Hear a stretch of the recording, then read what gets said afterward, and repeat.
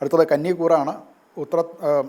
ഉത്രത്തിൽ മുക്കാല്, അത്തം, ചിത്തിര, അര. ഇതാണ് ഈ കന്നിക്കൂറ്. ഉത്രത്തിൻ്റെ അവസാനത്തെ 3 പാദവും അത്തവും ചിത്തിരയുടെ 1, 2 പാദങ്ങൾ ചേർന്നതാണ്. കുറച്ച് മാത്സര്യ ബുദ്ധിയോടുകൂടി പ്രവർത്തിക്കുന്ന നമ്മുടെ സബോർഡിനേറ്റ്സ് അഥവാ നമ്മളോടൊപ്പം ജോലി ചെയ്യുന്നവർ, പഠിക്കുന്നവർ ആരാണെങ്കിലും മാത്സര്യബുദ്ധിയോടുകൂടി നമ്മളോട് മത്സരത്തിന് ഏർപ്പെടുന്നതായിട്ടുള്ള അനുഭവം ഉണ്ടാകാൻ സാധ്യതയുണ്ടാവും.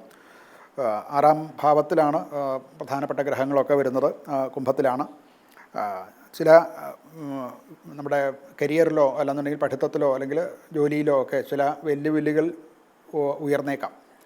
അത് നിങ്ങൾക്ക് അത് വേണ്ട വിധം അത് പരിശ്രമം ചെയ്തു കഴിഞ്ഞാൽ അതിൽ നിങ്ങൾക്ക് വിജയം ഉണ്ടാകാനും ഉള്ള സാധ്യതയും കാണുന്നുണ്ട്.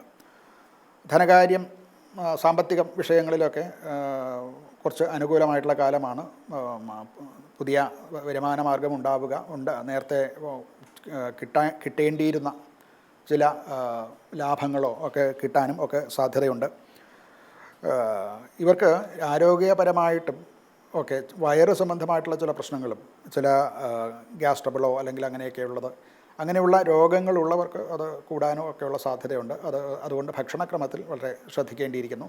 ചിലപ്പോൾ വിഷമയമായ ഭക്ഷണങ്ങൾ കഴിക്കാനും അതുകൊണ്ടുണ്ടാവുന്ന ദോഷങ്ങൾ വയറിന് ഉണ്ടാകാനും സാധ്യത കാണുന്നുണ്ട്. കുടുംബത്തിൽ പൊതുവേ അനുകൂലമാണ്.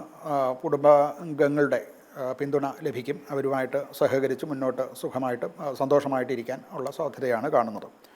ഇവർക്ക് ഒരു പരിഹാരം എന്നുള്ള നിലയ്ക്ക് ദുർഗാദേവിയെ ഭജിക്കുക, ദുർഗാദേവി ക്ഷേത്രത്തിൽ യഥാശക്തി വഴിപാടും മറ്റും നടത്തുക, അതുപോലെ തന്നെ ദേവീസ്തവം ജപിക്കുക, ലളിതാ സഹസ്രനാമം ജപിക്കുക. ഇതൊക്കെയും അനുകൂലമായിട്ടുള്ള ഫലങ്ങൾ ഉണ്ടാകാനും ഈ മത്സരത്തിൽ നിന്നൊക്കെയുള്ള വിജയം നേടാനും ഒക്കെ സാധിക്കുന്നതാണ്.